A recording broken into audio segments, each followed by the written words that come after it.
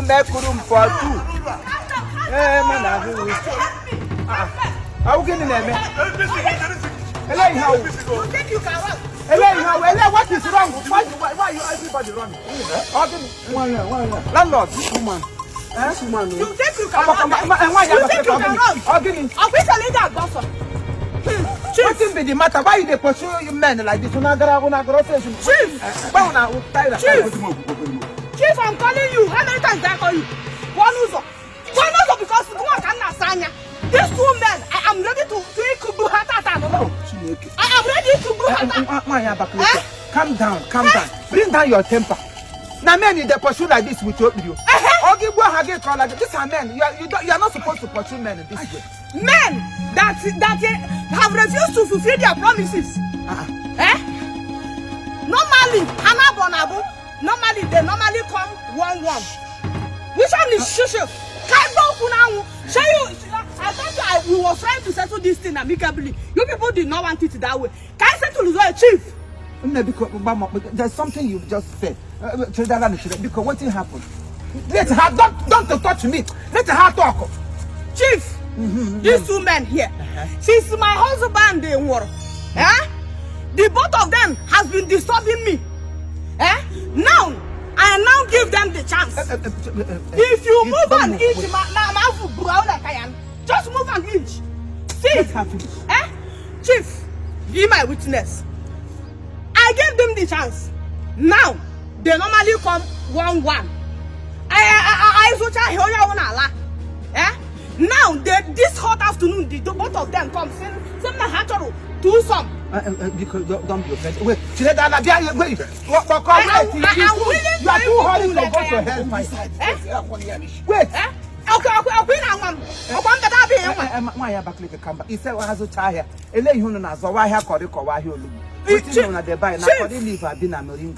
Chief, I hear actually with me. Normally this hot afternoon. They go to hit dinner soon. They told that I now charge them each person 100,000 each person how quick. Get down, this one has bring 80. You can't know with 80. How would those ever have with us? How to him make a million? Macana, I'll for get out abroad. No, you go to why baby. I'm going that gun. Come down. Give me my money, Chief. Madam, come down. It's not about coming down. Nwanyi Abakalika, come down, please. I understand where you are coming from. But what I do not understand, they said they price you 100,000. Are you selling your husband's land or you are selling the house? I'm not selling any house, oh. I'm not selling any land. They know what I mean. They may know what you mean, but me, I don't know what you mean. Thank you. Chief, house room no. Chief,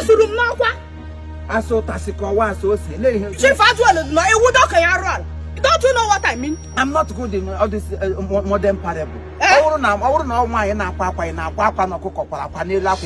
this work.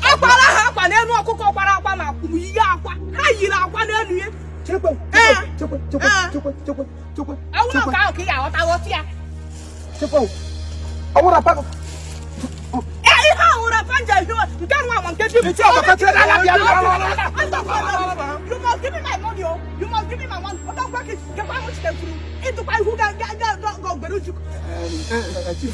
Wait a minute. Don't move away. Wait a minute. It's 100,000. And they have a table so 88.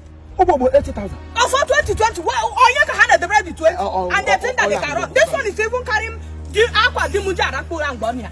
You can't have aqua ginger. Boss has a house in my house, and I want to have a buzz with this. I got buzz over that no one. No, I got buzz here. Had a more honey now. I am not in the midst of animals.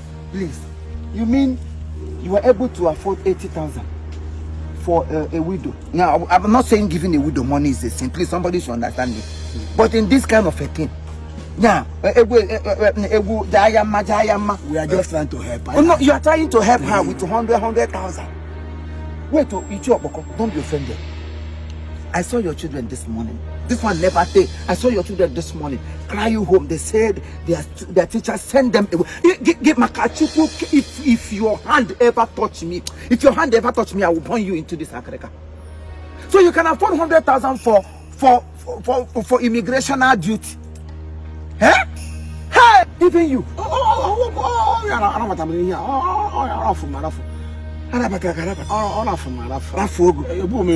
Tata.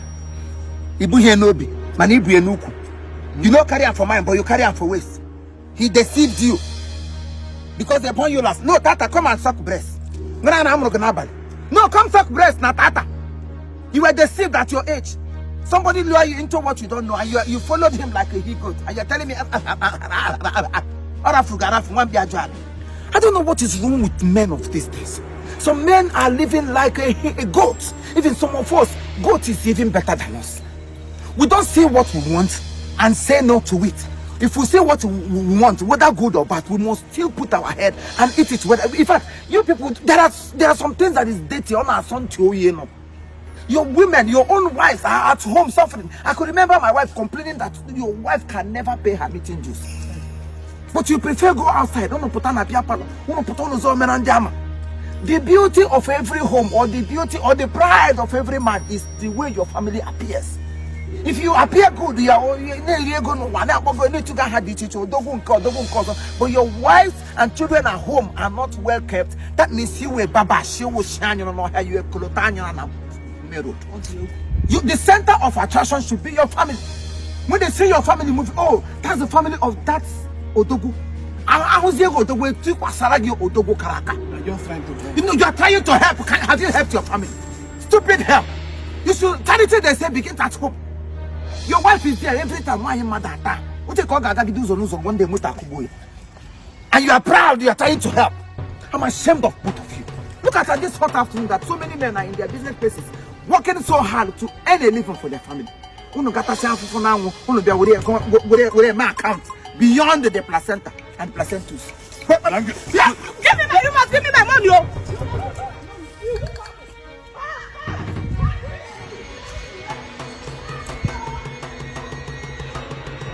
Hey, atrocity in the highest order. This is called a hot afternoon atrocity in the highest order. Look at the time. This is almost 1 p.m. Students are still in school. Children are still in school. Some men are still in their business places. If not because of my fraction, I should be in somewhere, but still I'm here doing something reasonable. And these ones are busy making an account. Giving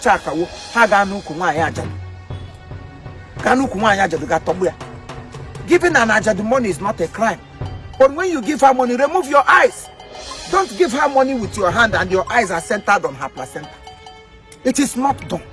Look at the kind of embarrassment you are bringing to this community. And your children are watching. Tomorrow you say, children are being misled. My children are not. How will they do well when their father is not doing well? Because that's the way we not tap. You are very careful, you know. You are very careful of what you are doing. Because whatever you lay, that is what you will reap. You cannot plant a wusi and you will reap okra. It's not possible. Everybody should be very, very careful. Treat your family the way you want to be treated. Your wife and your children are your major priority, and not the other way around.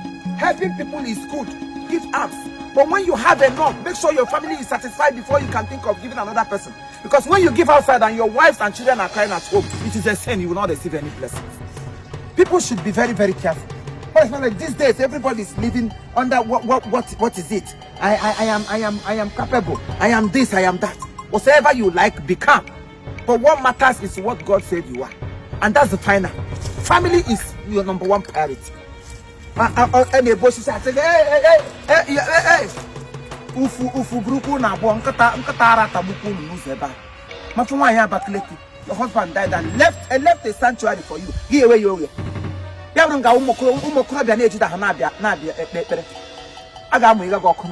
below, very soon. Stupid woman and stupid men.